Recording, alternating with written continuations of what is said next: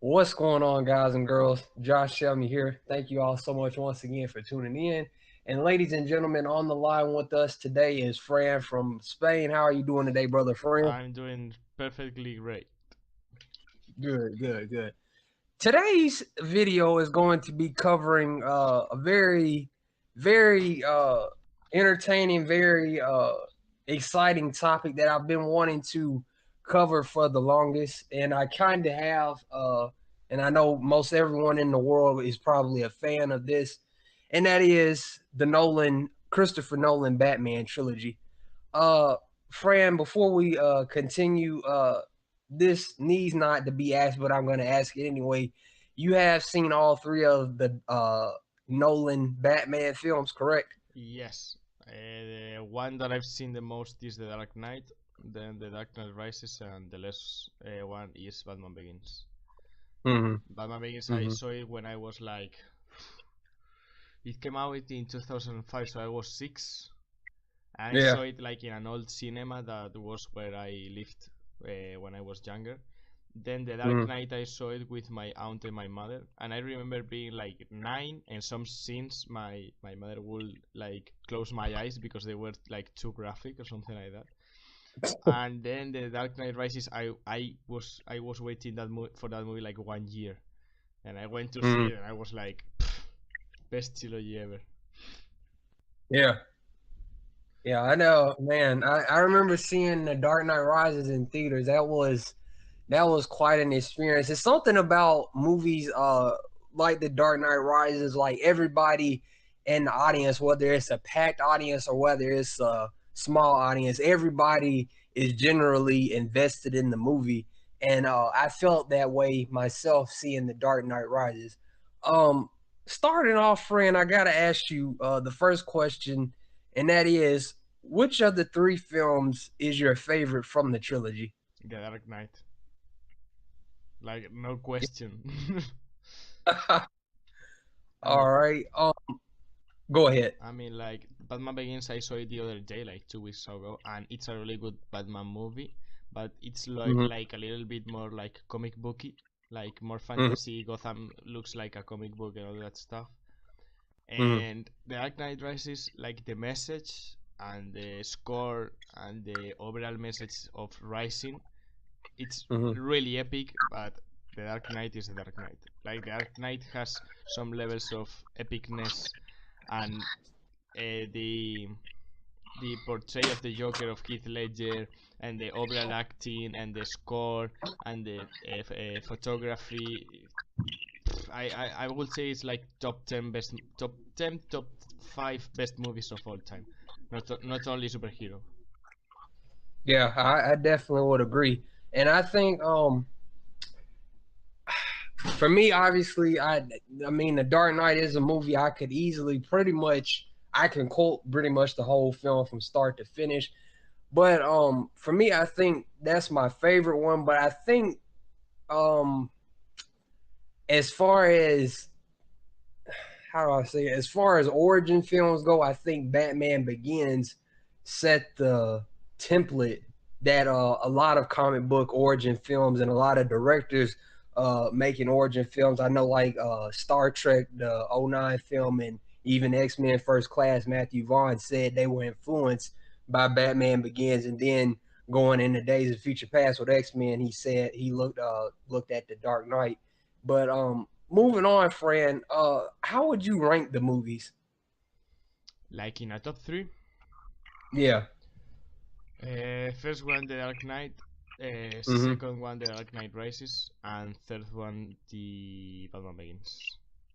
I know Okay. I know a lot of people love Batman Begins because Mm-hmm. the last Batman film was like Batman and Robin or something like that, and they were like, "Wow, this movie is amazing." But the first one, I don't think the first one reaches that level of epicness that the other two movies reach. Mm. Okay. What's your top 3? Um, Mine would be The Dark Knight. I'm gonna be that guy and go The Batman Begins, and then I'm gonna say The Dark Knight Rises. Um, did not the not to not a diss to The Dark Knight Rises. I think all three are fantastic in their own right. I think the Dark Knight Rises has a bit more that I didn't really like in it, such as the whole thing with Talia and the whole thing about him, probably being dead, but probably not, or probably not being dead. And then the thing with Joseph Gordon-Levitt's character being named Robin, I'm like, well, if y'all are gonna end the series here, why tease it like that? But whatever. Moving on, Fran, what did you think about Christian Bale as Bruce Wayne? Only as Bruce Wayne.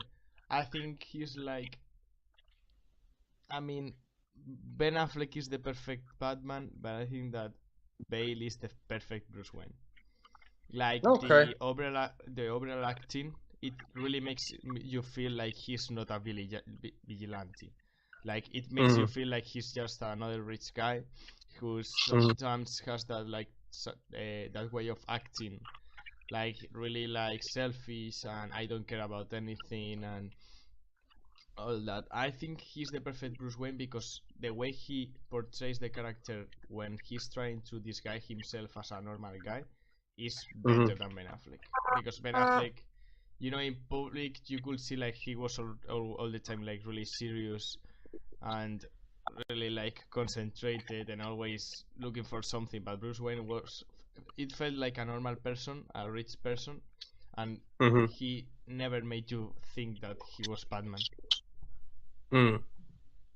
Yeah, I've always held the popular opinion that the popular belief that Ben Ben Affleck is like you said. I agree with you that he's the best. To me, he's the best as both best as Bruce Wayne and the best as Batman. However, I will say that I feel that in Batman Begins, Christian Bale was at his best as Bruce Wayne. Moving along to the next question, friend. What did you think about Christian Bale as Batman? Until I saw like BBS, I was like, no one will top this Batman because I like for me the best Batsuit is the one that he gets in the Dark Knight. Like the new one for me is the perfect Batsuit. Like it's for me it's amazing that suit. But I think that as Batman, like the journey he goes through, that was really good. Like the way he made his voice like go deeper, and a lot of people like laugh at that. But I think that's a really intelligent way of doing it because having a something or change your voice all the time. What if it breaks or something? You are just using your own voice, and I don't know. The fighting was good. Like the fighting skills that he had were really good, but overall, like the arc that he goes through as Batman is amazing. Like the rise, the downfall, and then the rise. Like when he comes back to Gotham in the Dark Knight Rises and he lights up the bridge, and he comes back from the ice like, "I'm here, bitches." Like I was almost dead, but here I am to fight whenever and whoever I want to. Yeah. All right, moving along, Fran. Let me ask you this. Oh, I like this one. Do you like the fact that I said that wrong. In this trilogy, it's actually Ra's Al Ghul, not Raish. Do you like the fact that Ra's Al Ghul had a significant impact on Bruce throughout the trilogy? And the reason I asked that is because I feel Liam Neeson was fantastic as Ra's Al Ghul, and he wasn't everybody's initial choice to play Ra's Raish or Ross, however you want to say it, Al Ghul. But I feel like he was probably one of my favorite parts of the trilogy itself. And Fran, how do you feel? Do you like the fact that he had a significant impact on Bruce throughout the trilogy? Yeah, I like it because, like in the first movie, he almost makes him be who he is. Like he's the one who teaches him everything except the killing and all that stuff. But the techniques, the will, like when he says strength is nothing, will is everything, and all that stuff that always affects Batman. I think that his Mhm. importance is really relevant. Not maybe not as much as his parents' death. That's like the principal cause, but the way of thinking, the way of acting, and the technical skills were all part of Ra's al Ghul. Mhm. They disagreed in the killing part, but almost everything that had to be with Batman, not with Bruce Wayne, was all Mhm. all of him. Yeah, I guess I like the fact that and this is primarily in Batman Begins. I like the fact that he taught Bruce pretty much everything. Fighting the certain mentality he has to have to conquer his fear and everything. And for me, Batman Begins was personal in a way because at the time when I saw it, I was scared of the dark. And one of the things that Ra's al Ghul says is like, I'll teach you how to confront your fear. And for me, that's what I did. I literally, like, Bruce was afraid of bats, so he immersed himself in with the bats, and he overcame his fear. And for me, I overcame my fear of the dark. I just said, "Fuck it, I'm gonna sleep in the dark," and I wasn't scared of the dark anymore. And I just really, overall like Ra's al Ghul in this trilogy. Moving along, Fran, what did you think about Talia in The Dark Knight Rises, aka Miranda Tate, aka Marion Cotillard? Besides, she's hot. I I don't know. I mean, when I saw the movie, like everyone that I went to see it with were like, "Oh my god, that was clear that she was like the child of the pit, and she's the daughter of Ra's al Ghul." But when I saw it, I was like, "What?" I was like, in my mind, like plot twist. Like I couldn't Yeah, even like think about it. And I think that the overall I, there's something that I don't understand. Like his father talks English perfectly, but she's like Russian. I don't know yeah. about that, but that's like a side thing. But I think that overall she had a great performance, and the meaning of her doing that, and Gotham, and his father's legacy and all that stuff. The Hmm. only bad part of acting was that the death, like when she dies in the truck, that was like Yeah. so fake. It was like, I was literally, hey, I was and literally about she to, dies. bro. I was literally about to ask you about that. Her death, holy God, like that was the worst on-screen death I've ever seen, I mean, you probably. can like close your eyes slowly and stop breathing, not like, and she dies. It's like what? Yeah, man. I guess I didn't really feel one way or another because there was so many. That's another thing about the Dark Knight Rises. There was so many added characters. You already had Selena Kyle, and you already had Robin the Boy Wonder with Joyce Joseph Gordon-Levitt. But I felt. I mean, I liked her. I guess I was okay with her character all the way, like you said, until the point where she died, and it was just wow. Moving on, Fran. And this is an interesting question. Um, do you feel that the dislike slash hate for The Dark Knight Rises is warranted? That the movie deserves the dislike and the hate?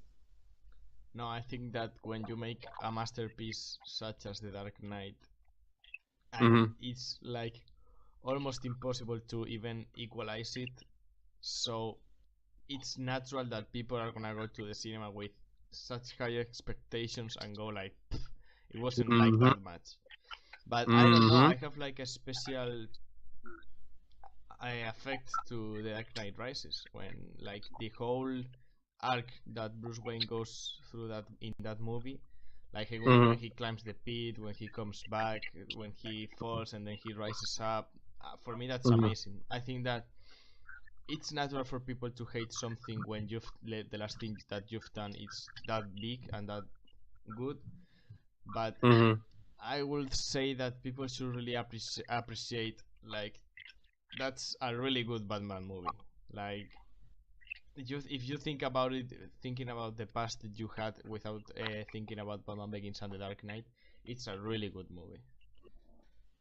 Say that again, Fran. Say it a little louder. It's a really good movie. And If, if you don't think like me, I'm gonna slap you in the face. That's how we do things in here.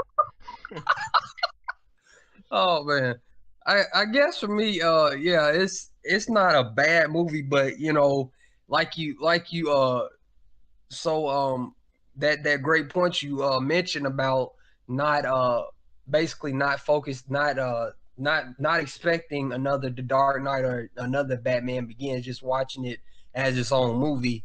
I feel, and I guess you can, you know, look at it as its own movie once you take away what you saw in The Dark Knight and take away what you saw in Batman Begins. It's not gonna exactly be the same.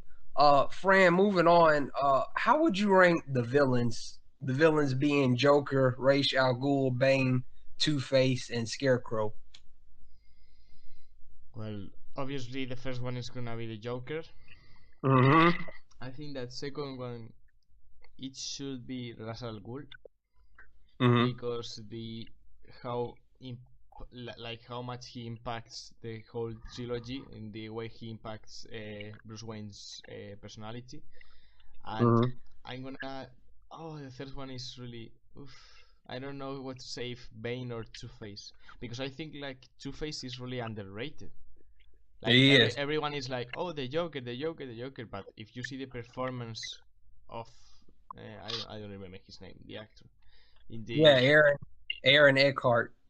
that guy, and wow, like when you see the movie, like he's really good. The whole arc that he goes through when you start seeing like hints of he turning bad and all that stuff, it's like Yeah. oof, that was good. And the CGI in the face, it's 2018 and I saw it today and fuck, like that feels like it was done today. Like you can't see something that you look at it and you're like, oh, this is fake. It feels like really good. And Yeah. I'm gonna put third one Two Face, and the fourth Mm-hmm. one is gonna be Bane Mm-hmm. because Bane was really good too. But and the last one is gonna be Scarecrow. Mm-hmm. Yeah, that's looking at the list. That's pretty well. I've got my list another way, but pretty much that's how I do it. Joker, Ross Al Ghul, excuse me, Two Face, Bane, and then Scarecrow. I feel it had Scarecrow played more of a significant role outside of Batman Begins. I feel like he might be slightly higher because Killian Murphy, however you say his name, was also really good as Scarecrow. Fran, moving on, do you feel this question is gonna ruffle some feathers. Do you feel that The Dark Knight is Christopher Nolan's greatest achievement? Mm, no, no. Explain. Explain. Elaborate before I kick your ass. I think his best movie is Interstellar. Mm. Like The Dark Knight is like my favorite movie of all time, but Mm-hmm. Interstellar is like another level of cinema. Every time I see that movie with the score, the acting, the whole concept of extinction and the planets and the space, that's Mm-hmm. like something else. Like Yeah. superhero movies. There's a lot of superhero movies and all that stuff. And I'm not saying that The Dark Knight is an average movie. I think it's the best superhero movie ever. But Mm-hmm. Interstellar is really good. Like every time I Yeah. see it, you feel something. Like it's emotional. The score is amazing. The visuals are amazing. Everything Mm-hmm. is like wow. Like Yeah. Go ahead. like with The Dark Knight, like the acting is amazing, the photography is amazing, but with Interstellar, everything is amazing. Like Mm-hmm. it's the whole concept, everything is amazing. Mm-hmm. Yeah. And see, for me, The Dark Knight is probably, and this is another question, but uh, The Dark Knight for me is probably the best comic book film. But to me, that's another thing I should ask you while I'm thinking of it, Fran. Do you feel like it's fair to classify The Dark Knight as a comic book or slash superhero film, or is it more of a action film. I mean, it's a superhero film because you have like Batman, the Joker, and Two-Face, and the whole Gotham, and it's a Uh-huh. superhero movie, but it is like really grounded, really realistic. Like you don't see anything that you are like, oh, there's a flying man there, or oh, Mhm. there's I don't know, he's jumping 50 meters in the air. Like everything he does in the movie, you Uh-huh. in your mind it's real. Like Mhm. maybe when he like glides with his wings, maybe that's a little bit like not realistic, but with the suits that they have now, they can do that. So like the whole Mhm. movie feels like it was real life, but that doesn't change the fact that it's a superhero movie. The fact that it's Mhm. realistic doesn't change the fact that it's a superhero movie. Like Mm. a horror film can be realistic with little spooks and spirits and things falling, and that doesn't change the fact that it's a horror movie, you know? That's correct. Yeah, and going back to what you said about Interstellar, I feel the exact same way. For me, it'd be Memento and Inception. As silly as the movie about a dream within a dream sounds. I really like Inception, and for me, the three movies that are my favorite of Nolan are The Dark Knight, Memento, and Inception. And moving on, Fran, you brought up a great point, and this kind of ties into what you just said, and this is also going to ruffle some feathers, but I'm glad. And that is, do you think that if the Dark Knight trilogy was released now, that it will be as well received? I've seen a lot of tweets like this in Twitter, and some of them are really funny. Like Heath Ledger plays a clown. The clown doesn't make jokes or isn't funny. 1 out of 10 missed opportunity. Rotten Tomatoes 20%. Yeah, I think so because where in the time that the Batman films came out, like the whole Mm, superhero science fiction genre was like really dark and grimy. Like you mm-hmm, had like The Matrix and films that were like dark. They weren't like really for kids. And mm-hmm, now we are in the era of funny superheroes. So mm-hmm, releasing a dark movie in an era of funny superheroes doesn't work. For example, in mm-hmm, during the Dark Knight Trilogy phase, you had like Iron Man, and Iron Man was serious. Like it had its humor, but at that time the tone was dark, so the whole theme of the film is pretty dark for what Marvel has done later. So I think that uh-huh, every movie was trying to look up at the Dark Knight and Batman Begins, but right now that it's all funny, you make something dark, and what happens is you have like BBS at 26%, Suicide mm-hmm, Squad at 20%, mm-hmm, and Man of Steel at 55% because mm-hmm, critics and bloggers don't like it. mm-hmm. So for the viewers listening, friend, uh, you don't think that it will be as well received? No, Okay. Yeah, I agree with you. Even if it was Christopher Nolan, I just don't. I just unless it was unless it had the Marvel template, I doubt it would even hit 70. It may would hit 60, but I doubt it would even hit 70. Moving on, friend.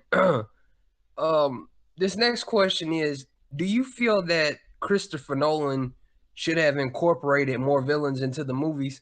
Because and the reason I asked this question, Fran, is sometimes I see a lot of statements saying that, well, I do like the movies, but I just wish that Nolan had done more with incorporating more as incorporating more villains into the movie. Like if he included Joker, he should have included Harley Quinn. If he included Bane, he should have had possibly Killer Croc or somebody like that, or Penguin. I think that in a world like the one that Nolan built, that was like really realistic, you couldn't have that amount of villains. Like Mm-hmm. because I don't see Heath Ledger's Joker working with Harley Quinn. I think that he Mm-hmm. would like kill her in 20 minutes. And Mm-hmm. because the way like he's introduced, like he's never been into a psychiatric hospital or something like that. You should explain most of part of the movie, he talking to her and all that stuff. So I think that Mm-hmm. it was intelligent not to put more villains because they would have been like eating each other's time. Like it will be a mix of so many villains that it wouldn't work. Mm-hmm. Because if you want to achieve like a more realistic, grounded film, you can put like 6 villains and make it look like a comic book. You know, it Mm. has to be like this guy is the bad guy now, not this group of guys that one is a killer croc and the other one is I don't know, you know. Each of the villains are really grounded, and I think that having more of them, it, it will would have made the film worse, in my opinion. Okay, I see what you mean. Fran, let me ask you this, brother. What did you think about Batman's fighting style in throughout the trilogy? You know, with the whole, I think it's called the Kaisi method, aka elbow fighting. Because I'm gonna be honest with you, looking at Ben Affleck, uh, go god of MMA on the BVS, compared to Bale's elbows and holding guys in headlocks and picking them up while he's hitting another guy. I mean, what did you think about his fighting style in the Nolan trilogy, man? I think that the fighting style that he uses is perfect for the kind of movie that they made. Like Ben Mm, Affleck's type of fighting was perfect for BBS, like a more like comic booky, not so realistic movie. You know, where Batman could punch a guy and he would fly 4 meters in the floor. uh-huh. But if you're trying to make like a more grounded film, that's like one Mm, of the best fighting styles because hitting someone with your elbow is like having blades in your elbow. Yeah, like you hit someone in the face with that and you're gonna cut their face. So I think that uh-huh. for the kind of movie that they were planning and they did, it's the perfect fighting style. It may not look as powerful as the ones in BBS, but I'm telling you, if someone like Batman that knows a lot of fighting styles comes and hits you like in your eyebrow with your elbow, with his elbow, you're gonna have a cut of 10 centimeters in your face. Mm, Like that is really. It's not like with your fists, like you hit someone and you may knock him. With your elbows, mm. you are cutting. Like you hit someone in the face and you are making like a cut in your face. Oh yeah, if you hit somebody with your elbow hard enough, I've seen it personally. It will make a cut. Um, Fran, let me ask you this. Even though she was only in one film, what did you think about Anne Hathaway as Miss Selena Kyle, who was never formally introduced as Catwoman, but we all know that's who she was? What did you think about her in The Dark Knight Rises? I think that it was the perfect love interest for Batman.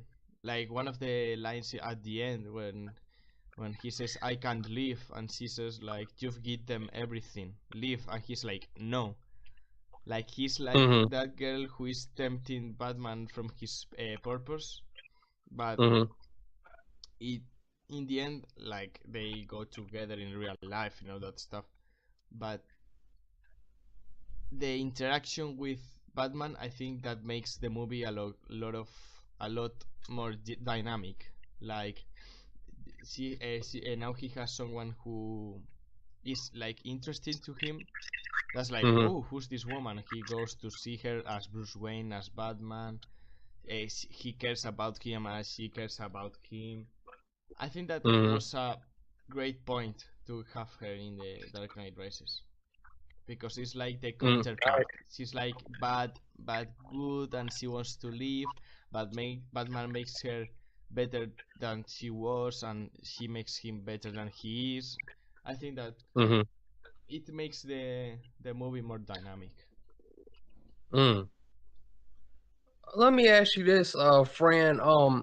Which of your which supporting character that played in all three films? It can be Alfred, Gordon, Lucius.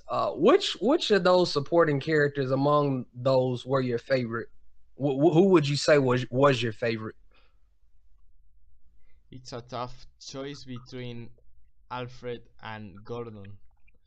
Like Mm. Gordon was really good, like really good. And That's Gary. That's Gary Oldman, bro. He's God in everything. yeah, So and he for doesn't have. me, Well, he got an Oscar this year, right? yeah, he did. Because so everyone was like, "Give this guy an Oscar, please!" Like Yeah, he's done everything. yeah, he's amazing.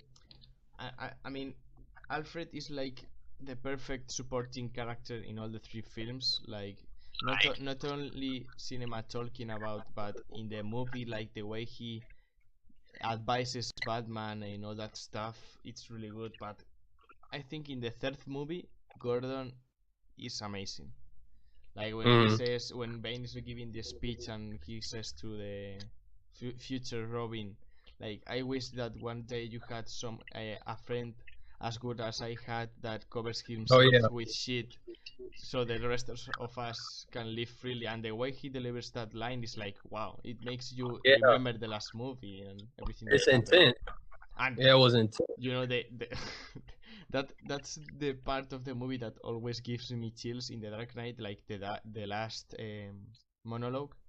Like he's a Hmm. watchful protector, a Dark Knight. That monologue Mm. is amazing.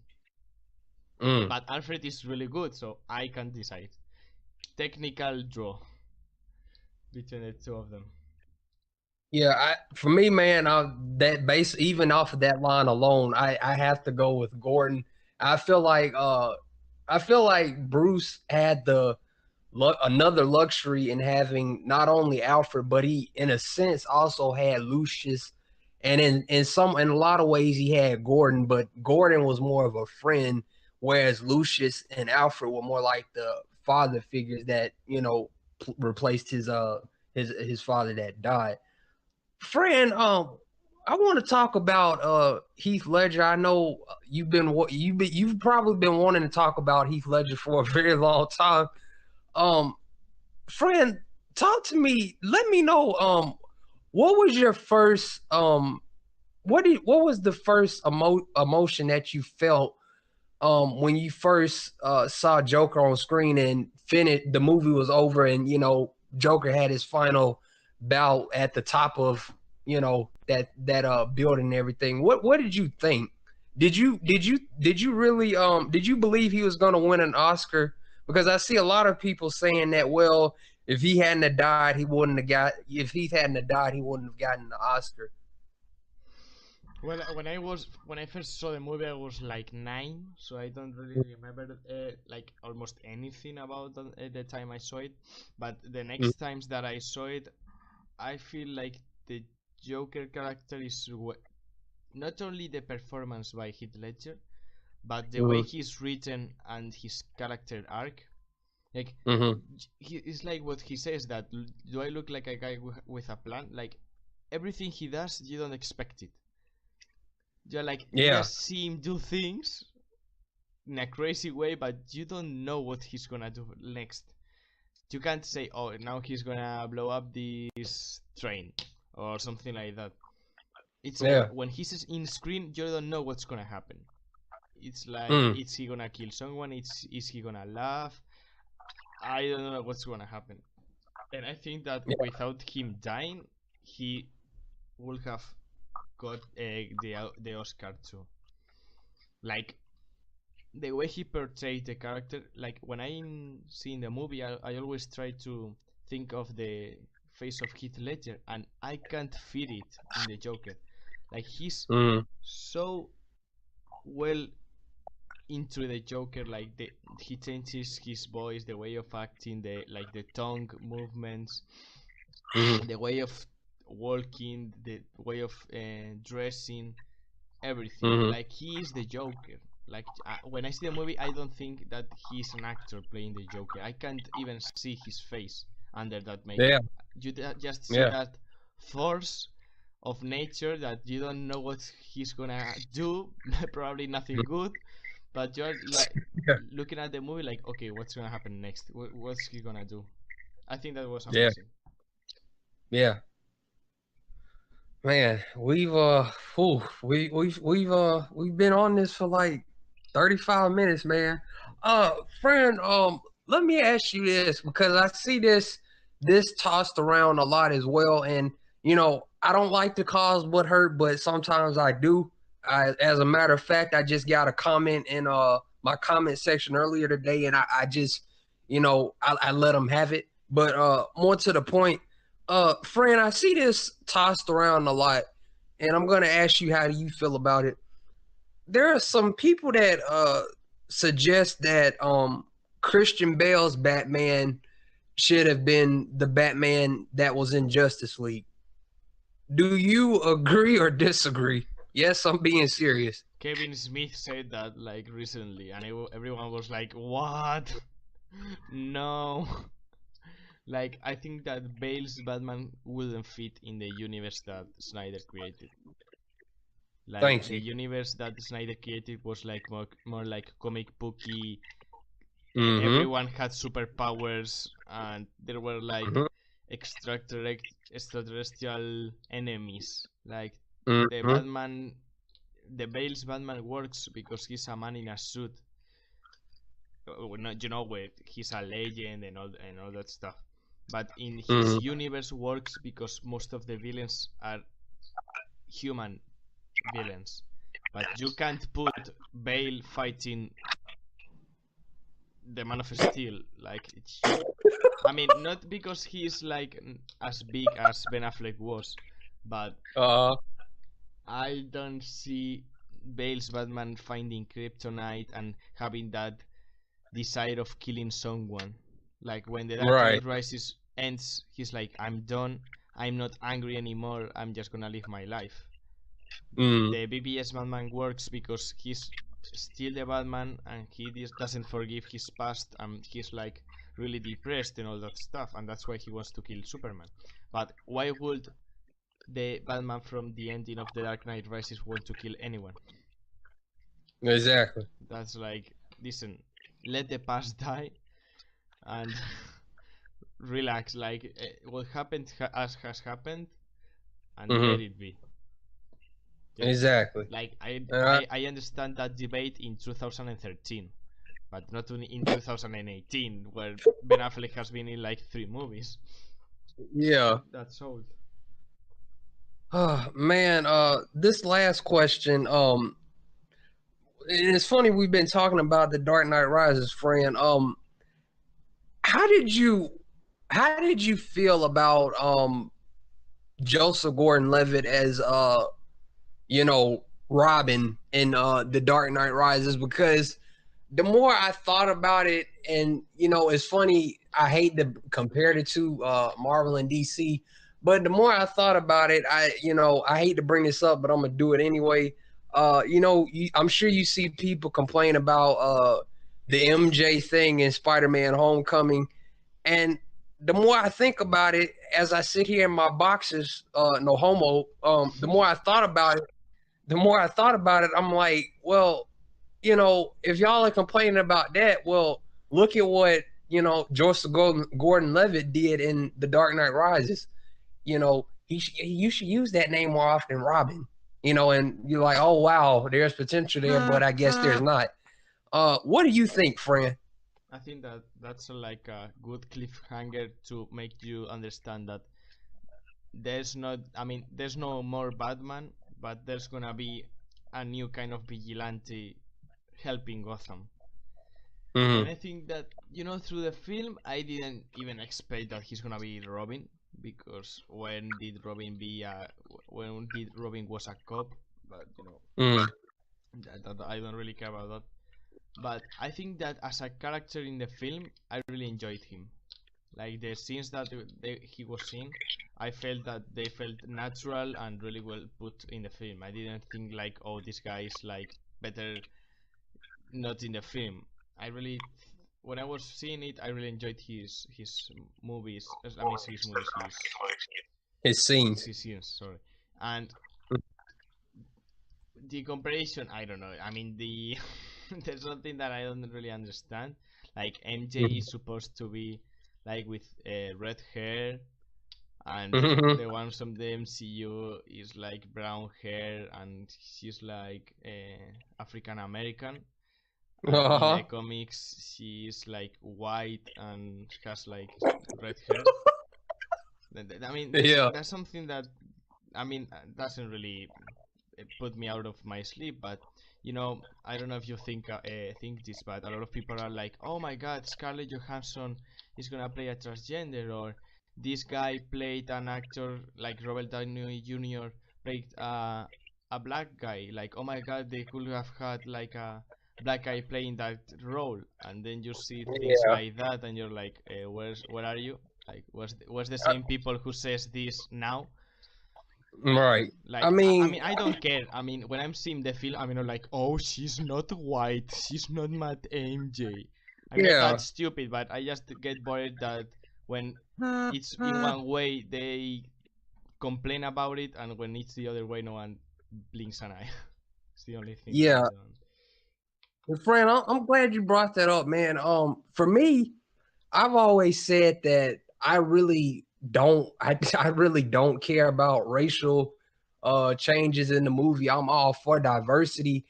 I do think we're getting to a point where they're not necessarily forced. Well, I guess I can't say that. They're kind of forcing it in certain cases, and a lot of people will say, if they're going to include this person of color, why not just make them, you know, a different character, make them their own character?